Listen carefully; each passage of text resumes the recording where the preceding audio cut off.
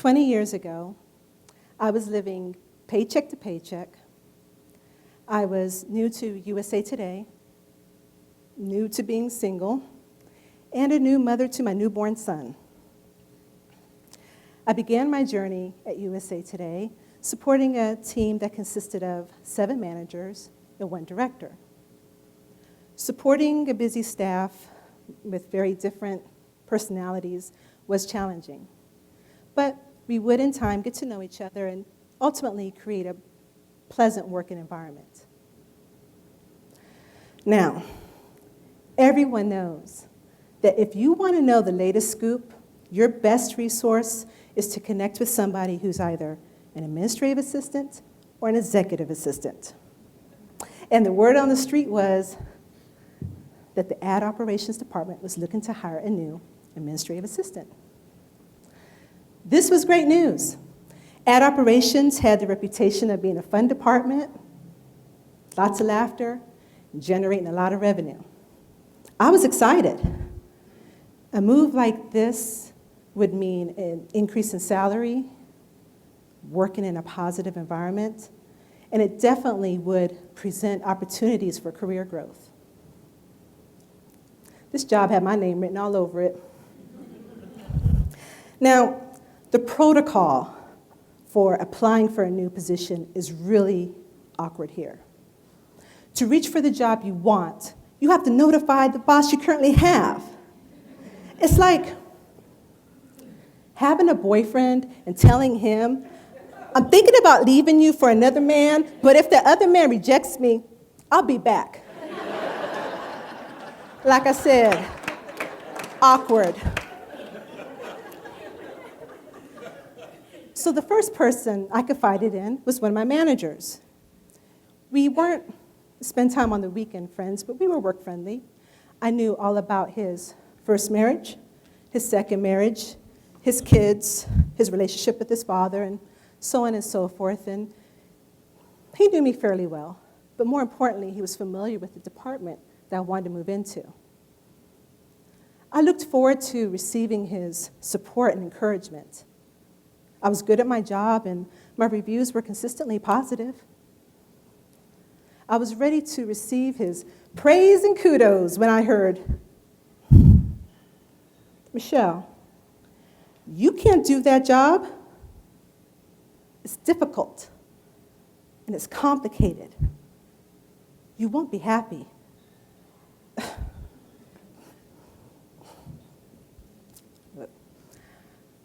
I don't know what he said next. I don't know what I said next. It was as if I was frozen in a place of feeling less than. You see, up until then, much of what I had pursued came fairly easy. I wanted to be a contributing writer, done. I wanted my articles to appear in a national magazine, done. I wanted to be on the radio, done. And my friends have always, and I mean always, been intently supportive.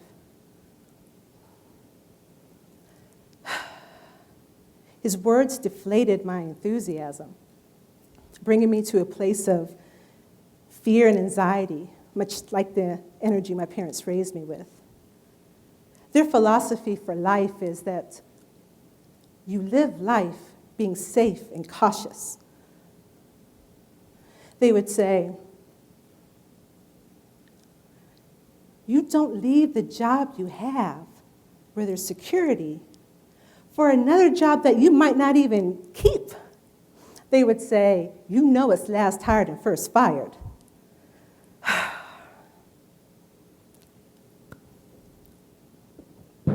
have a confession. My consciousness is so cynical that it collects negativity like a magnet.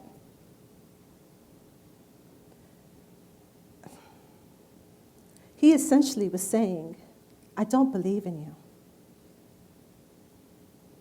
And still, to this day, years later, I consider that moment a true blessing. Because it was then that I realized that I, and only I, have the authority over the value of my worth and my self-esteem. It was not his responsibility to believe in me. And I still consider him a good guy, well-intentioned, and I'm certain has no idea how deeply his words affected me. I had to process what he said. Would I now not believe in me because he didn't? Would I now not reach for my dreams or goals because he or anyone else might not feel like I could reach them? No way. And since we're all friends now, I'm going to share something with you that few people know about me. My absolute favorite sentence in the whole entire world is, I believe in you. I believe in you is a poem, a mantra, a love song, all wrapped up in one. And as beautiful as hearing I believe in you sounds, I believe in me sounds even better. I believe in me is the foundation that fuels my energy for risk-taking, for surviving, for facing each day. I chose then to believe in me. It was one of the best decisions I ever made. 17 years later, I'm still thrilled and happy to be in the department that I reached for when I had so much to lose. Had I let fear and insecurity block my blessing, not only would I have been out of a job 6 years ago, I would have missed out on working with some of the most amazing group of people.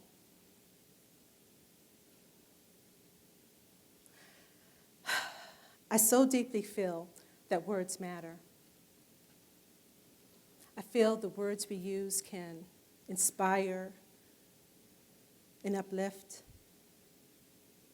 And I believe that if we listen, the words we use to communicate can manifest the momentum of creating a wonderful and meaningful life. Thank you.